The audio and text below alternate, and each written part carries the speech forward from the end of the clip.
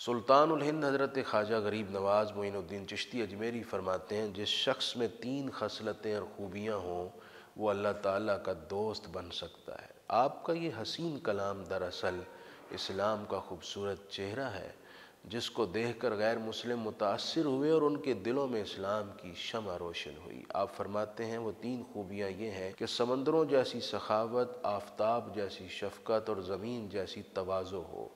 یعنی سمندر کسی کو پانی دینے سے قبل اس کی رنگ اور نسل کی تمیز نہیں کرتا، نہ ہی اس کا مذہب اور عقیدہ پوچھتا ہے، جو آئے جتنا چاہے اسے دیتا ہے۔ یوں ہی آفتاب ہے، وہ روشنی عنایت کرنے سے قبل اس قسم کی کوئی تمیز نہیں کرتا۔ یہی حال زمین کا بھی ہے، وہ نیک اور بد کو بلا تفریق اور تمیز کے اپنے اوپر چلنے کی اجازت دیتی ہے، کسی کو نہیں روکتی۔ یوں ہی اگر بندہ بھی سراپا سخاوت ہو، پیکر شفقت ہو اور مجسم عجز و نیاز اور متواضع بن جائے تو یہ شخص سراپا خیر ہوتا ہے اور مخلوق اس کے ذریعے سے اللہ سے واصل ہو سکتی ہے۔